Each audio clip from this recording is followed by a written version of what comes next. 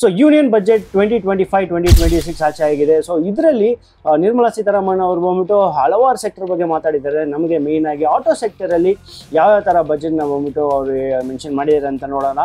Main ಆಗಿ ಈ ಬಜೆಟಿಂದ EVನ ಒಂದು ಅಫೋರ್ಡಬಿಲಿಟಿ ಅಂತ ಹೇಳ್ಬೋದು. ಸೊ EVನ ಕೊಂಡ್ಕೊಳ್ಳೋಕ್ಕೆ ಹಲವಾರು ಜನಕ್ಕೆ ಆಸೆಗಳಿದೆ. ಯಾಕಂದರೆ ಇವಾಗ ಬಂದು ನಾವು EV ಕ್ಯಾಟಗರಿಗೆ ಎಲ್ಲ ಮೈಗ್ರೇಟ್ ಆಗ್ತಾ ಇದ್ದೀವಿ. ಬಟ್ EVನ ಒಂದು ಪ್ರೈಸ್ ನೋಡಿದ್ರೆ ತುಂಬಾ ಜಾಸ್ತಿ ಇರ್ತಾ ಇತ್ತು. ಸೊ ಅದು ಅಫೋರ್ಡಬಲ್ ಅಂತ ನೋಡಿದ್ರೆ ಅಷ್ಟು ಅಫೋರ್ಡಬಲ್ ಇಲ್ಲ, ಎಸ್ಪೆಷಲಿ ಮಿಡಲ್ ಕ್ಲಾಸ್ಗೆ. ಬಟ್ ಇವಾಗ ಈ ಬಜೆಟಿಂದ ಮಿಡಲ್ ಕ್ಲಾಸ್ಗೂ ಈ EV ಬಂದ್ಬಿಟ್ಟು ತುಂಬಾ ಅಫೋರ್ಡಬಲ್ ಆಗಿರುತ್ತೆ. ಅದಕ್ಕೆ ಮೇಯ್ನ್ ರೀಸನ್ ಏನಂದರೆ, ಮುಂಚೆ ಎಲ್ಲ ನಾವು ಬ್ಯಾಟ್ರಿನ ಬಂದ್ಬಿಟ್ಟು ಇಂಪೋರ್ಟ್ ಮಾಡ್ತಾ ಇದ್ದೀವಿ. ಸೊ ಕಸ್ಟಮ್ ಡ್ಯೂಟಿ ಬಂದ್ಬಿಟ್ಟು ಜಾಸ್ತಿ ಇತ್ತು. ಸೊ ಇವಾಗ ಬಂದ್ಬಿಟ್ಟು ಅವರು ಲಿಥಿಯಂ ಅಯನ್ ಬ್ಯಾಟ್ರಿನ ಒಂದು ಟ್ಯಾಕ್ಸ್ ಎಕ್ಸಂಪ್ಷನ್ನು ಕಡಿಮೆ ಮಾಡಿದ್ದಾರೆ. ಸೊ ಅದರಿಂದ ಏನಾಗುತ್ತೆ ಅಂದರೆ, ಇಲ್ಲೇ ಲೋಕಲಲ್ಲೇ ಹಲವಾರು ಮ್ಯಾನುಫ್ಯಾಕ್ಚರ್ಗಳಿಗೆ ಬ್ಯಾಟ್ರಿನ ಬಂದ್ಬಿಟ್ಟು ಇಲ್ಲೇ ಮೇಡ್ ಇನ್ ಇಂಡಿಯಾ ಪ್ರೊಡಕ್ಷನ್ನ ಬಂದ್ಬಿಟ್ಟು ಇನಿಷಿಯೇಟ್ ಮಾಡೋಕ್ಕೆ ತುಂಬಾ ಒಂದು ಹೋಪ್ ಕೊಟ್ಟಿದೆ. ಸೊ ಅದರಿಂದ ಇನ್ ಫ್ಯೂಚರ್ ಸೊ ಬ್ಯಾಟ್ರೀಸ್ನ ನಾವು ಇಲ್ಲೇ ಮೇಡ್ ಇನ್ ಇಂಡಿಯಾ ಪ್ರಾಡಕ್ಟ್ ಆಗಿ ನಾವು ಮ್ಯಾನುಫ್ಯಾಕ್ಚರ್ ಮಾಡೋದ್ರಿಂದ ಕಾಸ್ಟ್ ತುಂಬಾ ಕಡಿಮೆ ಆಗುತ್ತೆ. ಸೊ ಇದರಿಂದ ಎಲೆಕ್ಟ್ರಿಕ್ ಗಾಡಿಗಳನ್ನ ಕೊಂಡ್ಕೊಳ್ಳೋರಿಗೆ ತುಂಬಾ ಅಫೋರ್ಡಬಲ್ ಪ್ರೈಸಲ್ಲಿ ಸಿಗುತ್ತೆ. ಸೊ ಇನ್ನೊಂದು ಮೇನ್ ಏನಂತ ನೋಡಿದ್ರೆ, ಹಲವಾರು ಮಿನರಲ್ಸು, ಈ ಕೋಬಾಲ್ಟ್ ಆಗಲಿ, ಇಲ್ಲ ಈ ಲಿಥಿಯಂ ಬ್ಯಾಟ್ರಿನ ಸ್ಕ್ರಾಪ್ಸ್ ಆಗಲಿ, ಜಿಂಕ್ ಆಗಲಿ, ಲೆಡ್ ಆಗಲಿ, ಸೊ ಈ ಥರ ಇದ್ರ ಜೊತೆಗೆ ಇನ್ನೂ 12 ಮಿನರಲ್ಸ್ಗೆ ಬಂದ್ಬಿಟ್ಟು ಈ ಬೇಸಿಕ್ ಕಸ್ಟಮ್ ಡ್ಯೂಟಿನ ಬಂದ್ಬಿಟ್ಟು ಕಡಿಮೆ ಮಾಡಿದ್ದಾರೆ.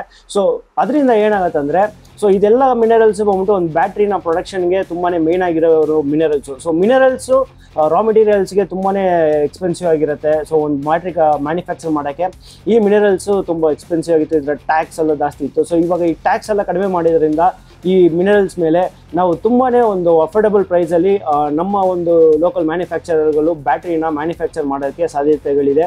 ಸೊ ಆಲ್ರೆಡಿ ಸ್ವಲ್ಪ ಮ್ಯಾನುಫ್ಯಾಕ್ಚರರ್ಗಳು ಬಂದ್ಬಿಟ್ಟು ಇಲ್ಲೇ ಲೋಕಲ್ ಪ್ರೊಡಕ್ಷನ್ ಮಾಡ್ತಾ ಇದ್ದಾರೆ. ಟಾಟಾ ಆಗಲಿ, ಓಲಾ ಆಗಲಿ, ಸೊ ಈ ಥರ ಹಲವಾರು ಜನ ಮಾಡ್ತಾ ಇದ್ದಾರೆ. ಅವ್ರಿಗೊಂದು ಬೂಸ್ಟ್ ಕೊಟ್ಟಂಗೆ ರಿಲಯನ್ಸ್ ಆಗಲಿ, ಸೊ ಈ ಟ್ಯಾಕ್ಸ್ ಬಂದ್ಬಿಟ್ಟು ಅವ್ರಿಗೊಂದು ಬೂಸ್ಟ್ ಕೊಟ್ಟು ಆ ಪ್ರೊಡಕ್ಷನ್ ಬಂದ್ಬಿಟ್ಟು ಇನ್ಕ್ರೀಸ್ ಮಾಡೋ ಥರ ಈ ಟ್ಯಾಕ್ಸ್ ಬಂದ್ಬಿಟ್ಟು ಆಟೋ ಸೆಕ್ಟರ್ಗೆ ತುಂಬಾ ಒಂದು ಸಾಥ್ ಕೊಟ್ಟಿದೆ ಅಂತ ಹೇಳ್ಬೋದು. ಇನ್ನೊಂದು ಮೇನ್ ವಿಷಯ ಏನಂದರೆ, ಮುಂಚೆ ಟ್ಯಾಕ್ಸ್ ರೆಡಿ ಮೇಲೆ ಬಂದ್ಬಿಟ್ಟು 7 ಲಕ್ಷ ಇತ್ತು ಪರ್ ಆ್ಯನಮು. ಬಟ್ ಇವಾಗ ಅದನ್ನ 12 ಲಕ್ಷ ಮಾಡಿರೋದ್ರಿಂದ ಎಸ್ಪೆಷಲಿ ಇದೊಂದು ಮಿಡಲ್ ಕ್ಲಾಸ್ ಬೊನಾನ್ಸಾ ಅಂತಲೇ ಹೇಳ್ಬೋದು. ಸೊ ಆ ಅಮೌಂಟ್ನ ಬಂದ್ಬಿಟ್ಟು ಅವ್ರು ಯೂಸ್ ಮಾಡಿ, ಅವರು ಎಷ್ಟೋ ಜನ ಬಂದ್ಬಿಟ್ಟು ಕಾರ್ ತೊಗೋಬೇಕು, ಬೈಕ್ ತೊಗೋಬೇಕು ಅಂತ ಆಸೆ ಇರುತ್ತೆ. ಬಟ್ ಈ ಟ್ಯಾಕ್ಸ್ ರಿಡಕ್ಷನು ಪ್ಲಸ್ ಅವ್ರಿಗೆ ಬರೋ ಬೇಸಿಸ್ಸು ಇದೆಲ್ಲ ಯೋಚನೆ ಮಾಡಿರ್ತಾರೆ. ಸೊ ಇವಾಗ ಟ್ಯಾಕ್ಸ್ ಬಂದ್ಬಿಟ್ಟು 12 ಲ್ಯಾಕ್ಸ್ ಅನ್ನೋದಕ್ಕೆ ಅವ್ರು ಆರಾಮಾಗಿ ಆಟೋಲ್ಲಿ ಇನ್ವೆಸ್ಟ್ ಮಾಡೋಕ್ಕೆ ಸಾಧ್ಯತೆಗಳು ಜಾಸ್ತಿನೇ ಇದೆ. ಸೊ ಅದರಿಂದ ಈ ಆಟೋ ಸೆಕ್ಟರ್ನ ಸೇಲ್ಸು ಈ ವರ್ಷ ಜಾಸ್ತಿ ಆಗೋಕ್ಕೆ ಸಾಧ್ಯತೆಗಳಿದೆ. ಸೊ ಇನ್ನೂ ಈ ಲಿಥಿಯಂ ಅಯನ್ ಬ್ಯಾಟ್ರಿನ ಒಂದು ಇನ್ ಡೀಟೇಲ್ಡ್ ಟ್ಯಾಕ್ಸ್ ಬಗ್ಗೆ ಪ್ಲಸ್ ಅದರ ಒಂದು ಸಪೋರ್ಟಿಂಗ್ ಮ್ಯಾನುಫ್ಯಾಕ್ಚರಿಂಗ್ ಮಿನರಲ್ಸ್ಗೆ ಟ್ಯಾಕ್ಸ್ ಯಾವ ಥರ ಇದೆ, ಇದೆಲ್ಲ ನಮ್ಗೆ ಇನ್ನೊಂದು 2-3 ದಿವಸದಲ್ಲಿ ಆ ಡೀಟೇಲ್ಸ್ ಬರುತ್ತೆ.